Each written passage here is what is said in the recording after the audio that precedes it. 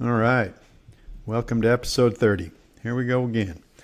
I came across an article yesterday that I wanted to share here. So like I've done before, I'm going to just try to read through it without a lot of commentary. I thought it was very well written, articulated a lot of my own thoughts, and kind of explaining where we are today and one of the issues we're dealing with. And so the name of this episode is The Radical Left Finally Experiencing Consequence Culture. And the premise of the article, that I'll start here in a second, is basically that this unbelievable, just lunatic leftist, just Marxist, whatever you want to call it, what the left has become, they have just run rampant through our culture and society for literally decades in this sort of bubble of protection with little to no consequence for their actions. They've been emboldened. They're protected in these blue cities by cops. They're let out of jail after committing horrific crimes. We've seen cities burn.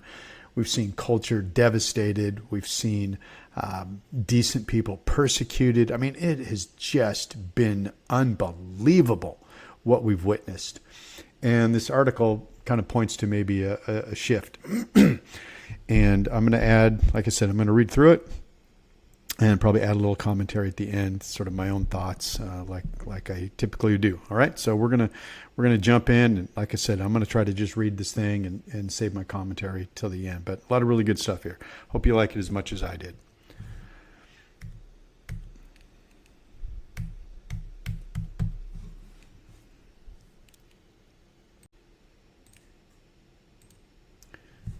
All right, so this article is posted at a site called alt-market.us and was written by Brandon Smith. I have read a couple of their articles in the past. Every now and then one will be posted on InfoWars, which is where I found this one, but I tend to like to go to the source and see if I've missed anything in the article. And the name of the article is Lefties, Illegals, and Minorities Are Finally Experiencing Consequence Culture. And this is written with a little bit of positive, like optimism, like maybe the pendulum is shifting. So we'll see. Anyway, let's jump in. All right, travel back in time to the year 2021, and you might find yourself in the middle of a bizarre debate over the virtues of cancel culture. At the time, the political left was aggressively trying to secure long-term power within the U.S. through a multi-pronged psychological offensive, a war on the minds of the masses designed to force Americans into submission. A big part of their strategy relied on the fundamentals of cultural Marxism, a combination of Marxist mob tactics, artificial consensus, and the exploitation of minority grievances as a vehicle for controlling speech. This was the rise of the woke movement to the halls of government. The root of their power was not martial. In fact, the political left is weak and largely astroturf with minimal ability to project power in a physical way. If conservatives wanted to destroy them tomorrow, the task would be relatively easy. We don't, because many of us still have hope that our problems can be solved through peaceful discourse. What the leftists did have at their disposal was a massive institutional apparatus of government agencies, corporations, big tech, and NGOs. The full might of the establishment cabal was on their side, which meant they had the means to enforce cancel culture and silence their ideological opponents. I don't think there's ever been a psychological war on a population that was more pervasive and tyrannical. Not since Mao's Cultural Revolution in China has a citizenry been under such a siege by their own government. The fact that we survived this event, defeated the onslaught, and actually grew a grassroots anti-woke movement without the use of social media forums is truly mind-blowing. Very few people today realize the level of victory that was achieved. We thwarted perhaps the largest fourth-generation mind war ever devised, and we did it without any institutional access. We won by simple truth and word of mouth. Another tool that the leftists and globalists used was the mobilization of illegal migrants, gays, and minorities as a shield against criticism or counter-protest. If conservatives and moderates fought back with superior debate or our own protest groups, we were immediately accused of racism, xenophobia, and homophobia. Merely presenting an opposing view to the progressive machine was considered an act of evil. Large contingents within all of these groups were happy to go along with the agenda for numerous reasons. First and foremost, DEI allowed them to easily game the system. They could snatch up grants, subsidies, welfare, and leapfrog over more talented and more intelligent competitors in education and business simply because of their marginalized status. Secondly, the system under progressives was two-tier. Leftist activists, illegals, and minorities were given preferential protection while breaking the law and causing chaos. Conservatives were labeled terrorists for any act of defiance.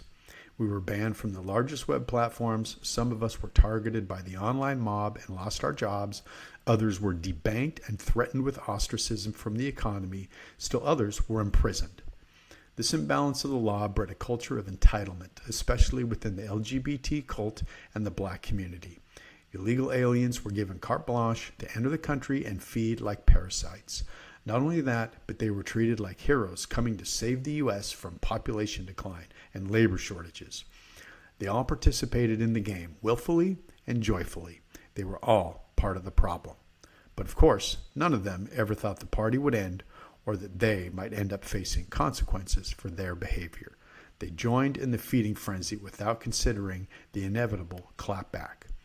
The primary argument that leftists would often use to defend the application of cancel culture was that there was no such thing as cancel culture, only the righteous utilization of consequence culture. This was, of course, a misdirection. The word consequence suggests that a person deserves punishment for wrongdoing and that the leftists canceling him or her have the right to do so. Cancel culture was never about justice or karma. It was about suppression of anyone who disagreed with the political left.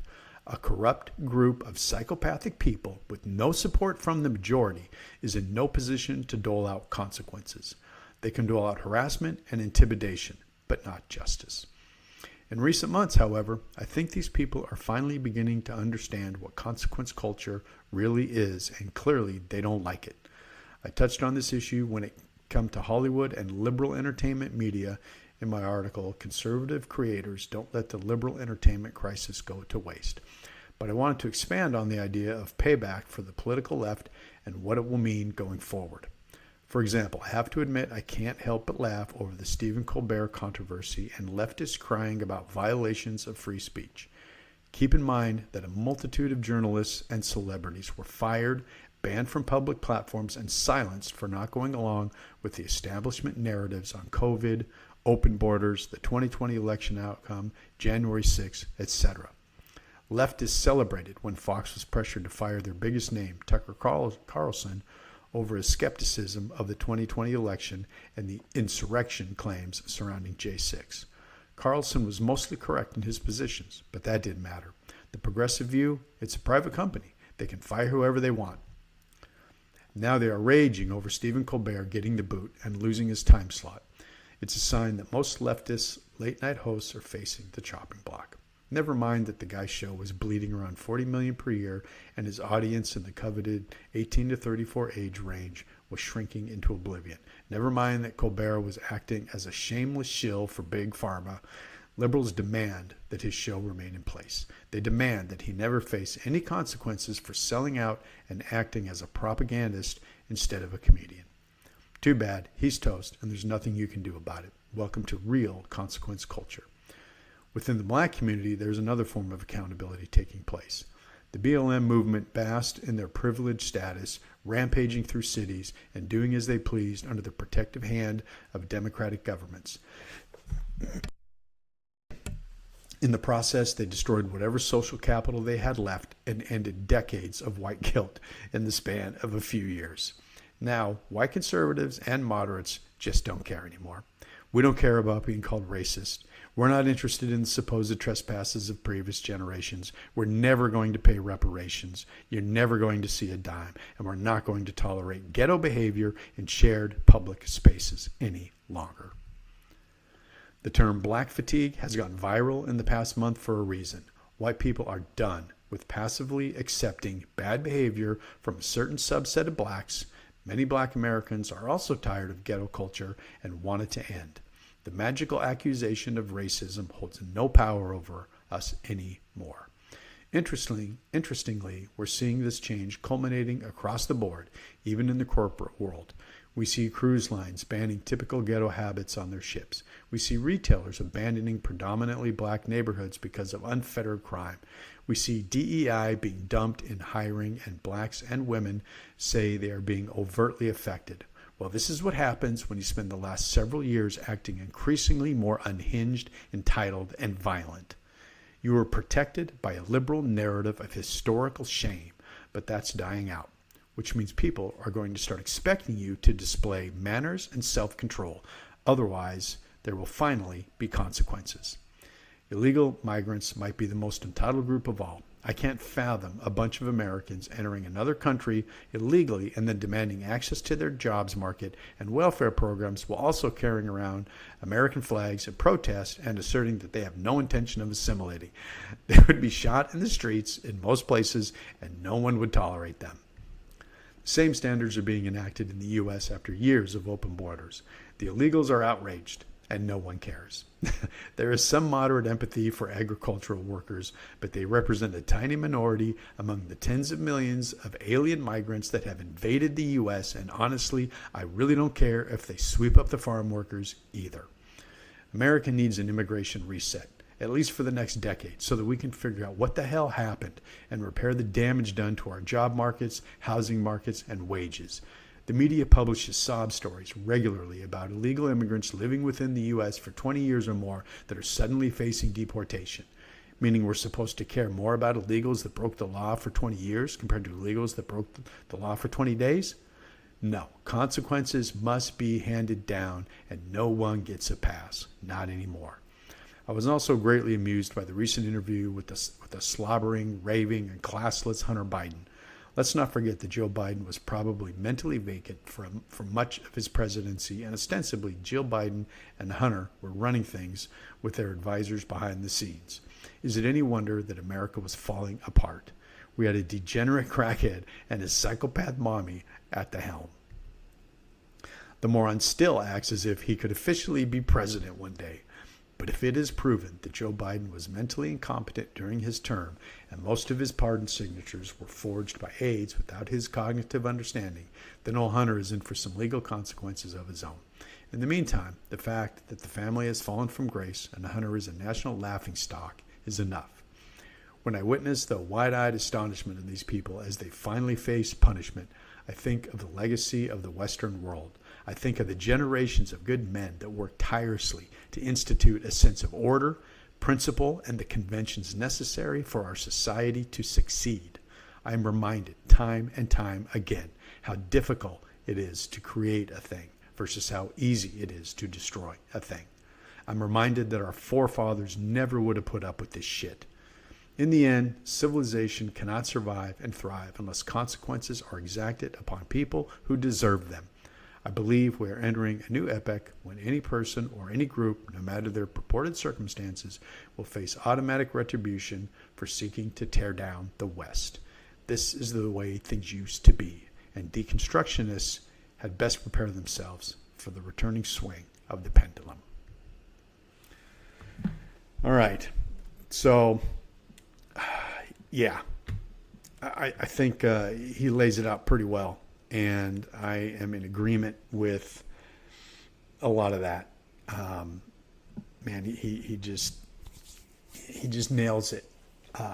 These groups have gotten away with so much for so long, and law-abiding, decent American citizens have had to sit back and just watch it in horror. And not because we didn't want to do anything, not because we are powerless or weak or afraid or intimidated or any of those things.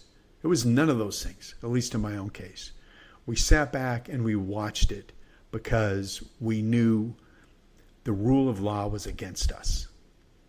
And you had very little chance of winning whatever it was that whatever wrong you were trying to right. You've had very little chance of coming out victorious on that.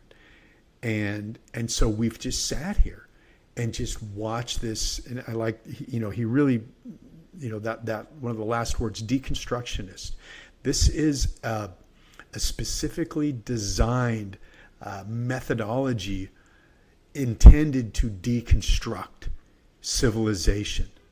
And at its root is you take anything that is any part of a pillar or component or positive or value, and you deconstruct it.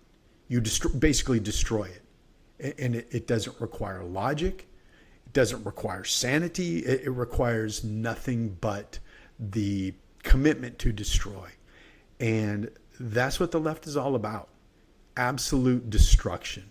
They have gotten so drunk with their power, and rightly so. This is what happens. It's like a little kid.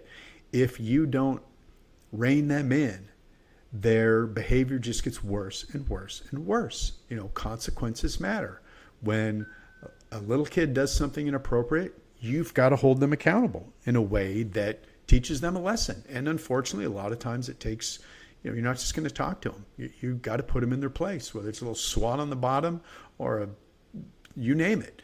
But this privileged culture that has grown adults running around. I see videos of just weak, pathetic looking liberal women going up and smacking big, burly, strong, guys, sometimes cops. And it's like they have no idea the consequence of that in the real world. In the real world, you get your ass handed to you. And so much of what they've done over the years, they've been so emboldened. And it's ironic that a lot of the 20-somethings that are in the streets doing a lot of this, and believe me, there's a lot of older people too. I see the boomers out there, the old stupid fucking boomer hippies. Jesus, give it a rest, liberals. But you see these kids out there that are just, their parents never, they never shoved a bar of soap in their mouth. They never swatted them on the bottom. They never stuck them in the corner without dinner. They have nothing, no consequence. And this is a result. They're adults that are emboldened to behave however they want in the public sphere and get away with it. And that's, he mentions that in this article, that, a civil society requires rules and order. That's what built it. And they've torn it down. And he's contending are we building that back up? Are we getting back to rules-based society, rules-based order? And I hope he's right. I see that happening. I have a little bit of a concern about all of this that I'll kind of launch into now. But first and foremost, I see the value of what he's saying here, and I agree that thankfully Trump is imposing some rule of law in ways that is forcing some consequence. And now what that will do is that will embolden the other side. If we feel like we've got a voice behind us, we will be more emboldened to speak out about the 50 years of unchecked illegal immigration, and not care that we're going to be branded as racist or anti whatever. We don't care anymore. We want our fucking country back. Okay? And I haven't cared for a long time. Call me whatever you want. I don't care. I'm an American. I've been here my whole life. I was born here. It's my fucking country, right? My forefathers built it. And I'm not about to sit here and just watch it get pissed away. But that's what we're doing, and that's what I've been forced to do. And so I'm all for taking it back. And I'm sure anybody out there listening, same thing. We all feel the same rage. And there's actually two things on that. I mean, the first one is we don't respond because we don't have the law behind us. If we did, we would respond more forcefully. I'm not willing to ruin my life to try to stop some little injustice over here or over there that in the big picture isn't going to change anything. I'm not willing to go to jail. I'm not willing to go to prison. I'm not willing to lose all of that because I go out and engage in some sort of vigilante justice because I know that it's right. That's stupid. And I'm sure everybody gets that. And I've said for a long time that if these maniacs running all this finally pull the plug and we end up with sort of grid down civil society crashes, then you're going to see you're going to see a bloodletting like history's never seen. You've got tens of millions of really, really pissed off Americans that have been just sitting here watching this for decades. And when the coast is clear, to then finally, under natural law, clean it up, that's what's going to happen. And there's going to be, it's going to be something. And I think at the end of all that, providing the globalists on top of this don't just bring everybody down with some sort of bioweapon or nuclear holocaust. If we're just left to that, we would clean house in pretty short order. These fucking lunatics that are running through the streets emboldened like they actually have power, they're just cannon fodder. Most of them are just pathetic. They're pathetic, weak, just stupid morons. And they will be so easy to clean up and take out the trash. So easy. And there'll be some hard pockets, but for the most part, when the right people decide it's time to take our country back, we could take it back pretty much overnight. That's my position. Now, the other side of that is, this is the other point. There's a control structure on top of all that. To the extent that that is allowed to happen, it's being allowed to happen. And it serves the greater agenda of the people running all this. That's my concern. And that's where they can come in at any time with a multitude of weapons that they have to neutralize any success that we have when it's just Mad Max, right? And so they may allow a certain amount of that just to thin the herd, but will there be an ultimate victory where the right people end up in power and begin to rebuild all that's been destroyed? My concern is no, that victory will not be allowed because there are too many opposing forces already aligned against us, besides the radical lunatic in the streets or the radical racist, violent black mobs that think that, have been mind controlled that Whitey is all the reason for all their problems that, are going to want to seek justice, right? While society can survive all of that and rebuild, can it survive the power structure that's ready to come down and just clean it all out? That's my concern. And part of that concern is all of this is being allowed as part of the inevitable back and forth that they need to show to make it look like a real battle. Okay, we got 4 years of the absolute lunacy of Biden and the leftists pushing the Overton window. And now on the right, I see things happening that make me think that, okay, this is being allowed and orchestrated at the top because now they're trying to push the culture further to the right to then further enrage the left. And a series of back and forth over the course of whether it's 2 years or 20 years just continues to escalate the conflict and the division within our culture that will lead to that battle that they're eventually wanting. So my concern is that if all this good that Trump is doing and trying to do, he's also part of the agenda to push the culture in the way that it is now as hard and fast as he can and create as much conflict on that front. And then, we just go back and forth. But it's not real. It's all being orchestrated. That's my concern. And I know to a lot of you, you're just going to think I'm completely insane and you're just going to roll your eyes. But they control both sides, folks. And so at what level do you get outside of that control system? Who's outside of that control system? Trump? Who else?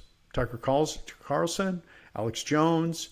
All these pundits on the right? Are they outside of this control somehow? But yet, what part of the right is controlled? Members of Congress? Where does their control end? And I think people need to really take a hard look at that because I think it's pretty ubiquitous. Their control runs through the entire right, all the way up. All the way through it and all the way up. I think all the people we listen to, we believe in, we like what they have to say, I believe they're controlled too. Sorry. It is what it is. And like I always say, I hope I'm wrong. And we'll find out one day.